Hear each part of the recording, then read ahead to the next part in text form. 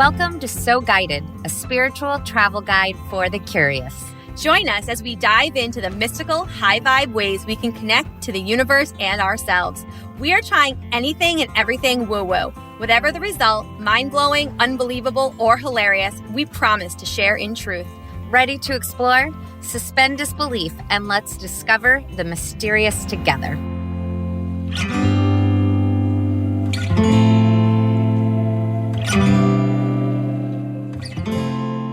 Hello and welcome to another episode of So Guided. Today we are finishing up the list of the 10 spiritual laws that will blow your mind. You've got questions, so do we. Let's do this.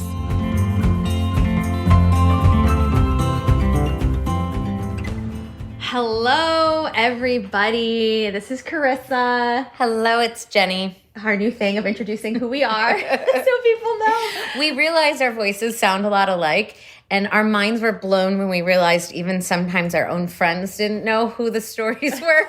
So that's one of the reasons we're doing it, right? Yeah, so now we're going to start saying our names before we start talking. All right, so today we are going to circle back to a topic that we started a few weeks ago, almost a few months ago now, I think. But we were talking about laws of the universe, and we got through a few, and we're going to get through the rest because we owe that to you guys. But before we do that, want to share a weekly woo-woo? I have a great podcast-related woo-woo. Oh, good. Do it. So I did a journaling this morning and meditation, and I was doing a prompt, and my brain went on its own path. Oh, good. And I love when I go on my own path. I have a side woo-woo, sorry. I have a new thought in my head, and it helps me in meditating, and it helps me in my life. And it came to me in meditation, and it was human thought versus soul thoughts. Ooh. And it's the strangest thing that identified when I'm meditating. I'll ask myself, is this a human thought or a soul thought? And what that means to me is the human thought is my ego mind, and a soul thought is when I could feel it landing in the lightness of guidance. Ooh. All right, how cool is that? Really cool. And so I'm actually starting to And you're being aware. And So, and ego always is like that negative feeling and you're fighting it. And when I started to just say human thought, it helped me. I like human better than ego, actually. For me too. Yeah, it's human, it reminds you that you're human, because the ego sometimes has a negative connotation, just like but you it's said. not. Yeah. It's the person protecting us, right? Yeah. So I switched from human thought to soul thought in my meditation, and I had been prompted to do something totally different, and my soul thoughts went the direction of this, and it was to actually kind of pray to our angels that it's time for the podcast to really go in the world. We've talked about finding our tribe, and what's hilarious about that is we really have sat back and rested on this. We put these in the world. You are in the world of podcasting and your marketing and sales. So funny. And we haven't done anything to promote this. It's hilarious.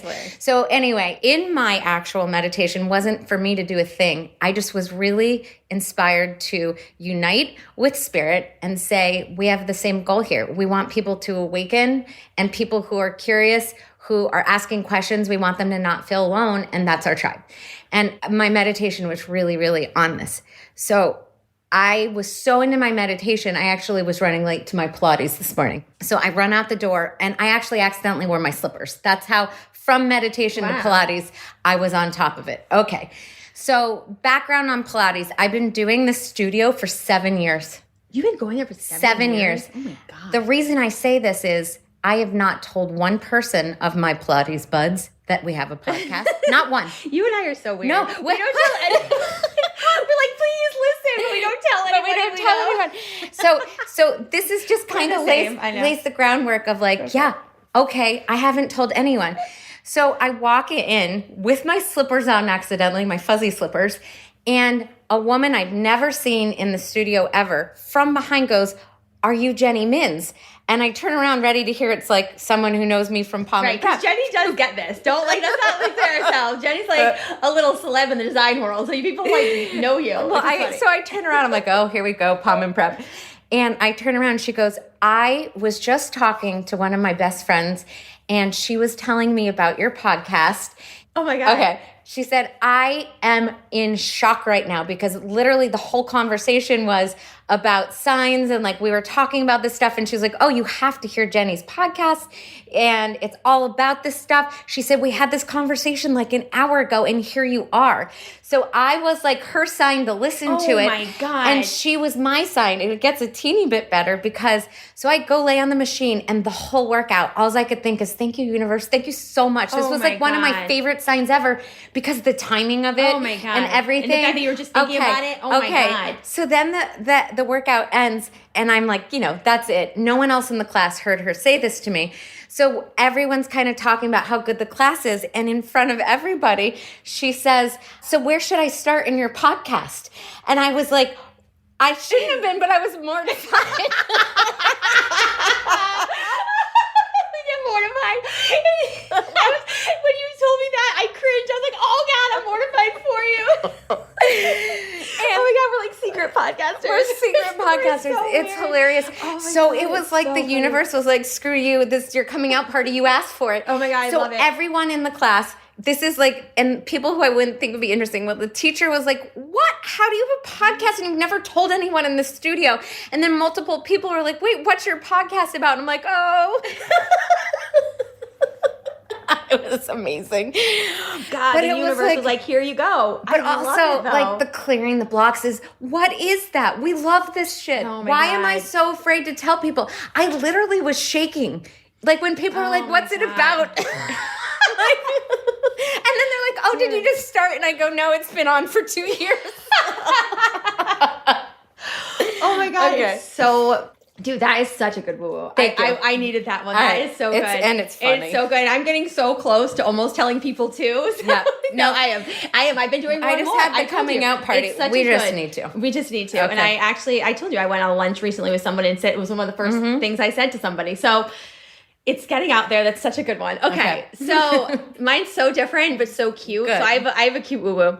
So I haven't, I think I'm going to keep complaining I don't get a ton of woo-woos. So this morning I was like, oh, I need to think of one. And I actually thought of a great one, which I'm going to tell you. But in the meantime, I'm like, don't think I'm getting as many because I'm not asking for them. I just need to start asking for signs. So I was like, come on, give me some signs. Let's get this party started. I need something good.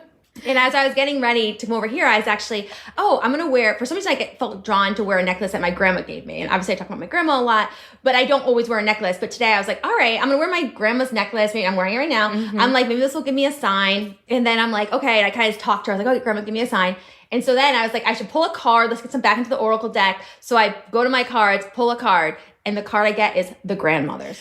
No. Yes, swear to God. Okay. It's in the rose deck, and it's the grandmothers, and it's like, trust the weaving, like, look at your ancestors, they're always with you, like, all this, like, growth. And there's, like, 52 cards you could pull. Oh, yeah. And there you go. It's a huge deck. Love it. And I was just like, it was so good that I was sitting on the floor doing it, and Nick, like, walked over and was like, dude, what are you doing? I'm like, oh, I'm just pulling a card. And I told him the story, and he's like, wow, that's, like, awesome, and it was so funny. So, but my other woo-woo, which is so cute, and so I thought of a good one, and I have to share it. The other day I was laying in bed with Van, and he's always been super connected. He's always been super connected, but I will say, since he's turned 5, and a psychic had told me this a few years ago, it was going to be less and less. And I was hoping that he's like one of those people that maybe can be like a psychic someday because he's so connected and will stay with him.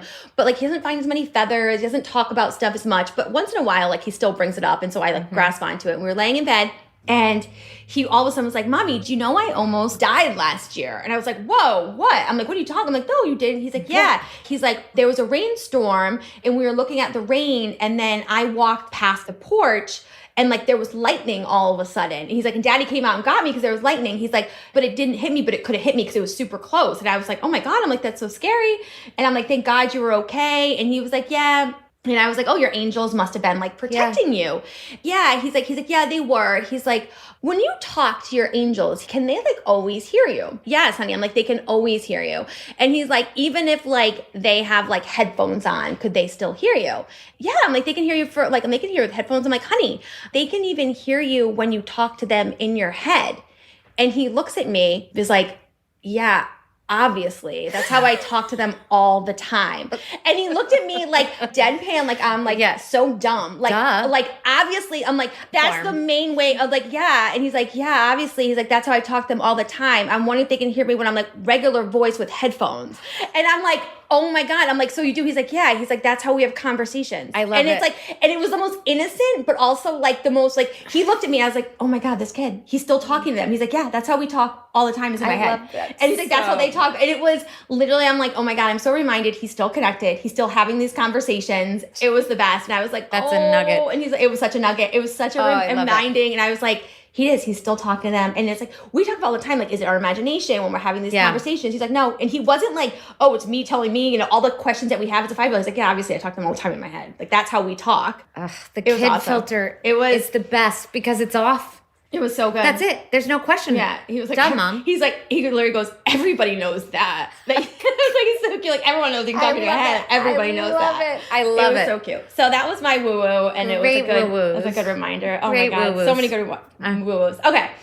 So getting into our topic of the day, so I had found these 10 laws that will blow your mind. That will blow your mind, like universal spiritual laws that will blow your mind. Like we started going through the list and we got through the first few. We got through the law of divine oneness, the law of vibration, the law of attraction. If you didn't listen to it, you can go listen to our first episode on it, part 1. This is part 2. And we're going to share the rest of these laws. Mm-hmm. And if you did listen to the first episode, you know that we got tripped up on the last one, which is the law of correspondence. Mm-hmm. And this is one where kind of the overarching theme is as above, so below. And this principle suggests that patterns repeat across all levels of reality, from the tiniest atom to the largest galaxy. And so when we were talking about this, we shared a lot about like, if you have like a clean house, you have a clean mind. So you and I went super hard into talking about like making sure your environment it like matches how you want to feel inside. And so as we were talking about it, we're like, yeah, like that's great. We get that, but we feel like there's more. There's a greater meaning. Like there's got to be more to this. And it was like, we could not wrap our head around it. And so I did some more research, and in my head, I actually get it now. Oh, goody. Tell me. If I can articulate it, is a different story. Okay. I don't know, but I have some examples, and I think you're going to be able to get what this one really means. Okay. And once you hear it, you're like, oh, that's pretty cool. So the saying that goes along with the law of correspondence is as above, so below, as within, so without. And that is, I had mentioned in the first episode, the Emerald Tablet. This is basically from the Egyptians, and they had written the universal laws on this tablet. So it's like legendary, it's like a legend, but that's where it came from. And so this is, again, this has been around for thousands of years. And so the as above, so below is basically like how like the universe reflects the higher realms and then is like then taken internally for you. So here's a few examples. Yes, please. I'm still not with you yet. Okay. You know how like storm clouds, okay? Before a big storm, you start seeing things like it's getting like stormy, the clouds are getting dark, all of a sudden it's like you can feel an energy of like a storm and then it rains. That's the same with like your body. When all of a sudden you're getting upset inside your body, like you're getting angry and all of a sudden you cry. Okay. So there's like a reflection of the storm being the universe, but then your emotions being like crying. Okay. Another example is the moon and how the moon is like a 28-day cycle. So is a female's like menstrual cycle. You get your period every 28 days. So the universe, like the moon follows a cycle, and like we as like women follow the same cycle. So again, the universe is reflecting back in our body. And so that is as above, so below. All right, I'm gonna give you another example. The ocean and the universe. The waves on the surface of the ocean like seem separate. But they're all connected as part of the ocean. So they like, even though each wave is separate, they're all one ocean. Just like how individuals, we all feel separate, but we're all part of the same thing. Okay. So see how that's like a reflection of like the universe, the ocean, but as people, we're all also interconnected. That makes sense. That actually helps me the most. I have another one, I think. Let me give you one more. I think this one actually helped me a lot. This is another one. The last one that I think is pretty interesting, snowflakes and souls. So you know how snowflakes are all made of snow, but every snowflake is different. So souls, every soul is individual, even though they're all from the same, they're all part of one. The greater system. Yes. Yeah. So snowflakes and souls, you don't like that one as much? I think the word correspondence might throw me. I would take away the law of correspondence because I don't think it has. What would you name it? Name it a Krista version. I would name it the law of as above, so below. Because that's what it is. Like, that is what the law stands for. Yeah, it's like, it's patterns repeating. Oh, okay. Almost like, how about the law of, like, repeating patterns. I get that. That's really what it is. It's So repeating patterns of like the higher universe is actually reflected in like our daily like lives and like in ourselves. Okay. Would that in an absolutely wonderful woo-woo way relate to astrology then? So like the stars are in a certain place. So right now we're between 2 eclipse seasons and in 2 retrogrades, Venus and Mars. And whenever I go on our So Guided feed, all the astrologers are talking about there's like literally in the stars, the placement of things are off. And collectively as a community, I keep posting about it for us on Instagram, there is an edginess collectively right now. Is that it? It's 100% okay. it. Woohoo! I didn't want to go too much into astrology because again, we're like, but like it's how the stars, how the moon, how all that impacts our emotions. It's exactly how we're all tied to it. Come on, you had to go one step woo-woo further for me. Yes, I know. Now I get it. I thought I might like trip myself up with that one. Okay. That's like the as above, so below. The other part, which is kind of cool too, is the as within, so without, that your inner world shapes your outer reality. And that's where we talked about the clutter. That's where like that one actually fits on the second side of this. Okay. That like your external area actually impacts your internal. Right. And so that one is like also like from like a flip side of like a messy room, messy mind. The flip side is like smiling at a stranger actually makes you feel better. Oh, okay. So like if you smile at somebody, it actually makes you feel better internally because you put it out there. Love it. So that's like the second side of this one. It's also the part which I like tuning into a radio dial. Like if you put on the right radio station, your frequency internally, like if you tune your own vibe up, you'll attract higher things. So they all these laws kind of work together, but like putting your own energy on a certain like frequency then attracts the energy back to you and is like part of the world. Does that make sense? Mm-hmm. So I think we got that a step further. You got me there. Than the messy room and messy life. But I feel like that's the law of correspondence, or as we're going to rename it, law of repeating patterns. I like that so much better. Okay. All right. The next one we are going to go to, the 5th one on our list, is the law of inspired action. Okay. Now, this law emphasizes the importance of taking aligned, intentional actions to manifest our desires. Instead of forcing outcomes, it encourages waiting for inspiration and then moving forward with confidence. So, an example would be like if you're feeling inspired to pursue a passion project and then you take a step to actually do it instead of just talking about it. Like I think about this one for like our podcast. We talked about this podcast and then from there we started making notes, we started researching, we started doing it because we were passionate about the idea, inspired to do it and take action. So this one is kind of cool because it reminds me like sometimes we talk about manifesting and things are supposed to come, like things don't come without some sort of action. Right. Like you have to still go through and like be a doer in order to get things to come back to you. And that if you're passionate about something or if you get a spark of that intuition, like you know it to be true, like the idea doesn't just come to fruition unless you actually do something with it. Totally. I like this because the law of attraction, when we talk about that at length, the next step to it is, okay, here's what you're trying to attract. Here's your action to it. And it puts something in your hands of inspired action, right? Yeah. I find this to be true. Right now, I'm in a period of, I'm so inspired. You know this. Every time you come, I have new ideas. Yeah, I love it. Yeah. about what I want to pursue. And actually, I have so many ideas that I'm not taking action on it. Ooh. So I've been trying to clear my mind and say, which one of these do I focus on to take the inspired step? Ooh, this is a really good one for you. Right? And so I have gotten slowly but surely answers on that, and then you learn to take your steps. So of the things I've been interested in, one of them was to eat clean. And that isn't an exciting passion project, but I felt very aligned with it. And then I heard so many things in synchronicity for me to keep going with it that my next step was, all right, today's the day. I'm going to research this. And my husband got excited and our whole life just changed in a couple of days.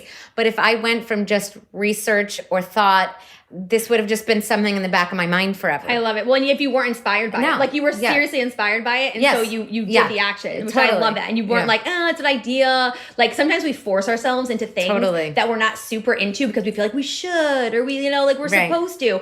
And I feel like removing that should and supposed to, and just like really when you feel inspired, acting on it, it'll go so much further. And that's where this is kind of saying that if you take that inspired action and move forward, the universe will have your back and push you further. And and I'd say the propellant to an action is feeling good about it. Yes. So like you said, I'm not kidding you. If I were to look on a list, I think I have 10 ideas for new like things to research. I'm excited about both personal and professional. And a few of them, I was inspired at the thought, they came to me. But whenever I go to like take the next step, so one of them is to learn the camera, which I got gifted to me. Every time to go to take it out, I can't physically make the action to move. Well, so there has to be a propellant. There has to be a propellant. And this is also one of those things like where it's like, this is the don't grip something too tight. You can't white knuckle something if it's not meant to be. Like in the inspired things the actions will come to you and you'll like make them happen. So action is necessary. There's a trust element in this one. Trust your inspirations.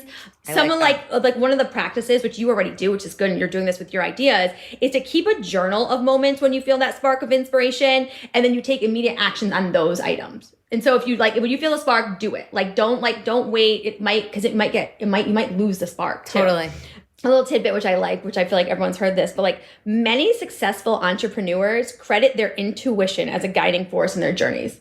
And that goes back to this. If you get surprising people say that. So many like some of the like these business books, I read like business books, I read sales books, like I've read so many books for work, like my day job. And like when you get into some of these people, like they trusted their gut. They had their intuition. Something serendipitous happened and they followed through. Like these things happen more, like the spiritual aspect or these laws come into play more than you would think with a lot of these like successful people. Totally. So I'm gonna lead you with a saying for this one from Pablo Picasso. Inspiration exists, but it has to find you working. Ooh. So you gotta take action on your inspiration. Next one, number 6. The law of perpetual transmutation of energy. That's a mouthful. The law of perpetual transmution of energy, which I like, but what it actually means is this law suggests that energy is constantly changing forms. Low vibrations can be transformed into higher ones through positive thoughts, intentions, or practices. It reminds us that we're never stuck and always have the power to shift our state. Love this one already. An example, someone facing a tough day decides to shift their mindset through exercise, resulting in a boost in mood and energy. So, I mean, this is like the classic go take a walk. Right. You know, like it's like if you're having a bad day, this is the one where you really can, through action, shift your mood. I love that. One of the biggest obvious answers is like meditation or any favorite hobby or any sort of thing. I remember there was a process on the scale of emotions. And if you could just grab for the next emotion up. So like if you were in a state of despair, you can't necessarily go all the way up to I feel hope or I feel happy, but you could go to even mad as a step up. Yeah. So it's like up the scale. You can always change. It's like you reach for like the next. If like you're in like a despair, you can reach for the next like little level of energy. But you can change it. Yeah, I think about this a lot in parenting. So you know, when your kids come home without even thinking about it, if they're in a bad mood, you try to shift their energy, and you can. You could get them into something they love, and all of a sudden they're humming and playing with their favorite toys.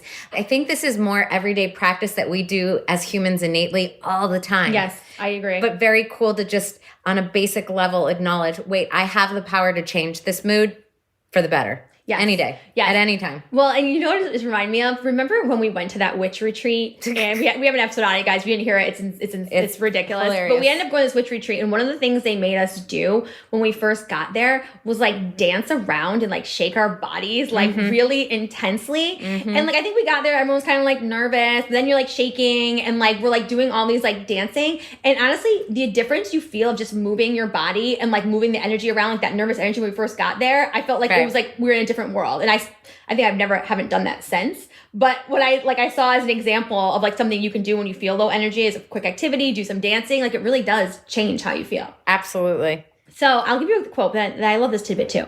From a really, really smart guy, Albert Einstein said, energy cannot be created or destroyed. It can only be changed from one form to another. Which is true. You can never destroy energy. That's why they say your soul can never die, because I mean, it can't just disappear. It has to be transmuted to something else. So we can go on a whole reincarnation convo, but as far as energy. Wait. If you know me at all, I'm about ready to abandon our list and go on that. Oh my God. But so the one note, I can't leave it because I think that's the deeper level of this one isn't even just this. So if we're talking about transmutation of energy, that actually does on the grander scale relate to reincarnation, where our bodies are our shell and our energy is transmuting to a new body from lifetime to lifetime, but the energy remains. I think that's 100%. super cool. I'll leave it there. I have enough loving talks about reincarnation. No, I love it. I do love that. Cool. Well, we've been hearing so much about consciousness, how consciousness doesn't die. So the fact that like this like goes right into it, like why wouldn't it be just transmuted to something else or to a different realm or a higher level? All right. A little tidbit, which I feel like I would be remiss to not mention, they say that practicing gratitude is one of the simplest and most effective way to transmute negative energy. So we've talked about gratitude. I have a gratitude app. I'm super into it. But if you start thinking gratitude, like all those negative things, if you appreciate the little things, can actually change your energy for the better. All right. The next one, number 7, the law of cause and effect. So this one is what people sometimes refer to as the law of karma. This law emphasizes that every action has a corresponding reaction. By being mindful of what we put out, we can create positive outcomes and avoid karmic loops of negative experiences. So a person in a positive who consistently helps others find their community, a person who consistently helps others, like finds that other people help them, super simple. So talking about, I don't know how now we're into a reincarnation thing, but I feel like this law of karma 100% is 100% beyond just this lifetime. Yep. I honestly, like the more we've been reading and like looking into, I feel like these karmic patterns and this law of cause and effect, it may not be this lifetime, but I think we're working on things all the time because of growth for our soul, and the growth comes from learning. Totally. And it comes from like consequences. And like, this is an unknown quote, but every action has a consequence. And I say this to my kids a lot. Again, go back to parenting, but the consequence isn't a negative word. No. It can be a positive or a negative consequence. Yes. So every action really does have a reaction, and like, so there's something that's going to happen because of that. I feel like this one, I never even thought of it as like a spiritual law as much as karma. Like I feel like it's more of like a it's physics, just kind of a known right? thing. Yeah, yes, totally. I like it. Yep. Okay. So a quick practice for this one is to keep a daily journal to reflect on your actions and their consequences, noting how they influence your experience. So it's easy to do if you want to do more journaling. The tidbit on this one is just that even if you don't believe in karma per se, you don't have to believe in it. There is that physics side that there's always a reaction equal an opposite reaction. Yeah. Absolutely. Yeah. So law of cause and effect. Any thoughts on that one? Or you want to go to the next one? No, I get it. Yeah. Totally. Okay. Number 8 is the law of compensation. This law speaks to the concept of return on investment, suggesting that energy we give out will be returned to us, often multiplied.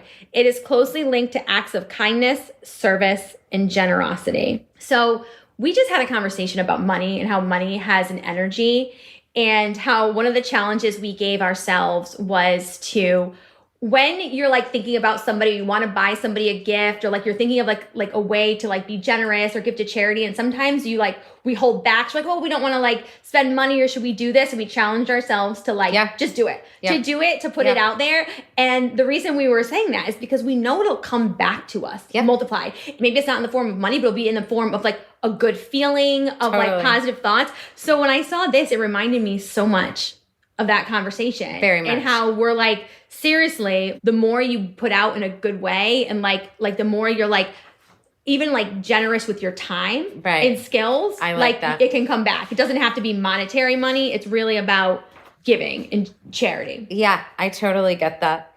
I would even like add to it too, something that I've always believed in, and I feel like it falls under this, is that in my life, when I've let my career follow my joy or inspiration, but very specifically, I have to feel joy in it, I'm compensated 1,000,000%.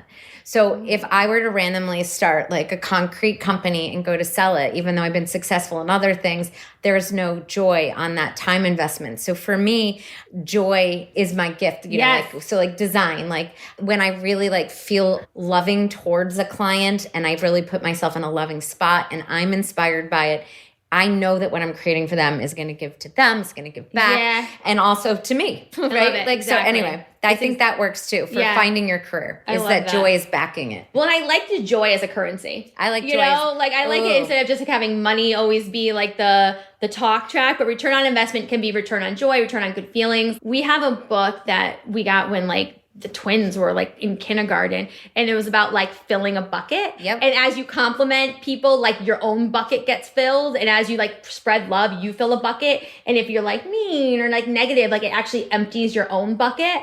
And so like, don't empty someone's bucket. Or like, oh, you're emptying my bucket right now. Or like, oh, you're filling my bucket so full. I'm overflowing. My bucket's overflowing. And this reminds me of that too. Like you can literally fill the bucket of love by giving love to other people. Love it. So this is a practice. It's just an engage in random acts of kindness regularly and notice how the universe rewards your generosity. So I feel like that's a nice little challenge for us too. Like, well, I think we're doing it, but if we're aware of it, if we do little random acts of kindness, how does it come back to us? I like that. Okay. And then tidbit, many believe that generosity opens the door to abundance, often resulting in greater prosperity. So another unknown quote, you get what you give. Kind of goes along with that one. All right, number 9, the law of relativity. So this is everything in life is neutral until we assign meaning to it. We've talked about this before. Another like mind bender. Challenges become bad or good based on perspectives. This law encourages us to find gratitude and perspective, especially during difficult times. So for example, after losing a job, someone reevaluates their situation and finds it's a chance to pursue a long desired passion.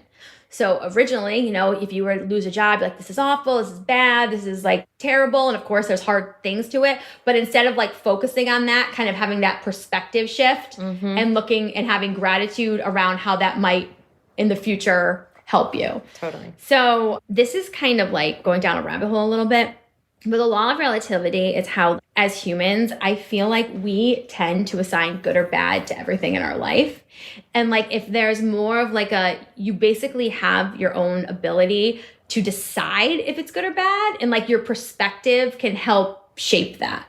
Instead of like being so quick to like, this is obviously bad, it's obviously good. It's to try to find the good and stuff. And again, I don't want to make this like so like light. That's like, there are bad things and that are just obviously bad. But like, if there is a way to reframe that, in your head, certain things that may kind of lay in the middle, I feel like that's the law of relativity. And I've been trying to do more of this where I'm not so quick to be like, oh, this is awful. And be like, is it awful? No. Or is this an opportunity? Right. I feel like of all in my process of like having faith in the universe, this is one of my favorite lessons that I've learned and believe and operate on daily. And like, I actually just had a call with Julie about 2 things that had gone wrong in the last 2 weeks. And my spin on it without even intending it was, but I had asked in meditation for answers and I felt like I got them. And I actually feel really grateful that the universe responded immediately with an answer. And I think that's like such a cool way to operate. We actually started this season with explaining our story about the podcast. Yes. And we had, that's the perfect example. We had that editing company for the duration pretty much of our podcast and then a whole bunch of bad stuff. They didn't even like do our episode. They didn't pay us. Yep. But you and I had both been in a podcasting funk and hadn't shared with each other we were. So we were both going through the motions and nothing was great. So when it happened, we both like simultaneously said, wait, this is a good thing. We weren't liking the company. We didn't like our last couple of episodes, which P.S. you don't have to listen to. We threw out. So don't worry that you're suffering through. But we literally did a pause in the season. Yeah. Re-kicked it. So that's like the perfect example. Perfect. So you could have said that like whole thing was bad, but it wasn't. Right. I mean, likewise, I'm actually like either the best or worst friend to have when you lose a job. When someone loses a job and tells me, my insides cheer them on like a cheerleader. Like, oh, thank goodness. It means you're being rerouted. Yeah. That's how strongly I believe in this one. This is I live my life by this. That's good. Have you always, or is it more like recently? No, that's what I'm saying. This happened in my awakening. Ooh. I 100% assign good or bad. This is down to like a negative person resurfacing, and I could have the worst day in relationship to it. And I'm like, thank you for bringing this back. What do I have to look at? Yeah, that's good. Yeah. All right, good. Yeah. I'm so aware of this one now too, because I've seen how I assign good and bad so much. So I'm trying so hard to be like, hey, like, where's the good in this? You know? So here's like a quick practice for you guys. When faced with challenges, practice reframing by writing down positive aspects of lessons learned from the experience. And then, I don't know who Charles R. Swindoll is, but he said, life is 10% what happens to us and 90% how we react to it. Wow. Yeah. You kind of have to sit with that one. All right. So, I like this tidbit too. I was going to skip this tidbit, but I actually kind of like it. This law is often highlighted in philosophical teachings, encouraging the practice of viewing life through multiple lenses. And I like that because, again, I'm so black and white, good or bad. Like one of my sons is so black and white. And I'm always telling him like, dude, live in the gray. Yeah. And I feel like there's another version of it, like multiple lenses. Like there's multiple, it could be bad. It could be good. It could be good and bad. It could have all of the different elements. Totally. And so we can choose what we focus on. All right. So the last universal law, the law of rhythm. So the overview here is life moves in cycles and patterns similar to the ocean tides or the moon's phases. This law encourages us to embrace life's ups and downs as natural rhythms, helping us flow rather than resist. The example I have here is like very too on point. It's too on point. It's like too I know. You know, what's the word for that? Oh, whatever. Okay. I don't love this example, but I'm just gonna say it. A person recognizes seasonal changes in their energy levels and adjusts their activities accordingly, finding balance and fulfillment. It's like too whatever. It's too much. What I would say to this one, the law of rhythm, is that even when you're having like a bad day, you know that a good day is coming. Like there's ups and downs in life. There's cycles to relationships, to days, to seasons, to months. Good. To marriages. To kids, that's something I'm talking about with Brian lately. And there's there is such a cycle. There's a circle and there's a flow of it. And it's like, it's okay. There's like the highs, the mediums, the lows, but you're going to go in the circle.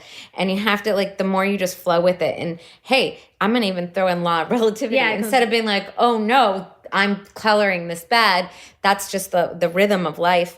I also like it because it's just, I think it's being in alignment with the universe. Yeah. I think this last one is very much what we strive to practice for. But on a level of, when we were more studying the moon, you and I were super into it. Oh my God. And I noticed, and I have to be truthful, I don't feel like I've been following it as much as I did last year or 2 years, whenever we were doing it, was that I noticed when you do follow the moon, you are in flow with it. So according to your astrology in the month, and it's so specific to what you would be handling month to month based on that, right? And the moon phase, I would find that if I just kind of was wondering, what am I vibing right now? And it was something with my family. And then I'd look it up and that would be the thing I'm supposed to be focused on. And I did notice when I was following moon cycles and astrology a little bit deeper that it really would match whatever's circling.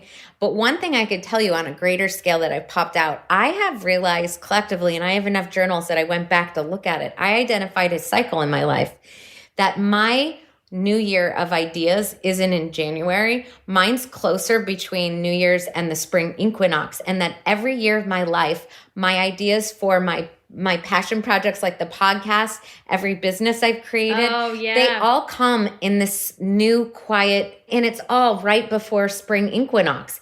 And I've noticed that every year of my life, that's when my ideas come. That's when my goals meeting is. I always aim to have my personal goals meeting in January, and I don't do it till about February, March. Every year I'm in the cycle of that's my new ideas time. Which makes so much sense, right? Because isn't that close to the astrological New Year? That's and how exactly that starts? Right. And even the spring, there's seasons not only of the universe, where spring is the rebirth, the growth, summer is life. They say fall and autumn is kind of totally. Things are dying and showing that there is rebirth. And winter, it's quiet, you're internal. Right. And so that's even so it makes sense that all of a sudden you have this reawakening, this rebirth, rejuvenation, this burst of energy and ideas going into spring. But I also think this is cool is that that's even reflective in our own life. If you look at the life of a person, the season of life is so cool. You think of a baby is the spring, and then they grow into summer where you're in your teens, and then fall, then winter. Because we were saying that about our parents, they're in the winter of their life. I know, but it's interesting. So everything kind of falls within that rhythm. I think this one's really cool, and it also reminds you that obviously enjoy the good, because it's there are ups and downs always, and so just to ride the wave and enjoy it, because it's all what we signed up for. It's all part of life, part of and this. It's good. And we got one other thing. We got from when we went to that channeling. When we had the universe tell us some information. One of the things that we was reminded was to, even for the podcast, to do it around the cycles of the moon. They told us. They said take advantage of what the universe offers as far as insight. I love. I forgot that. Yeah. So that's I thought amazing. That was neat, and that's the law of rhythm. So. The little saying for the law of rhythm is the only constant in life is change. True. Which is so true. Totally. Everything changes. So this is another one, tidbits. Many spiritual traditions emphasize aligning with lunar cycles to enhance manifestation and intention setting. Exactly what we just said. So I think the final is that we're recording this on new moon. Yay. Which I love that lines up. Yeah, that was new moon. Yep. Is when you set intentions and start new projects and you get in alignment. And so this is just like a point in case. I love it. I love it. Well, hopefully you guys enjoyed these spiritual laws. It'll blow your mind, and think about them. See if you notice them, and see if you can put at least try putting one of them into action and see how it impacts the rest of your life. Not to be dramatic. Thanks, guys. Like the show? We'd love your support. Right now, we're doing an awesome giveaway. Leave us a review on Apple, Spotify, or wherever you listen. Screenshot the review and send it to hello@soguided.com or DM us on Instagram at SoGuidedPodcast. You'll be entered to win a basket of our favorite woo-woo goodies, crystals, cacao, and all the high vibe goodies we love.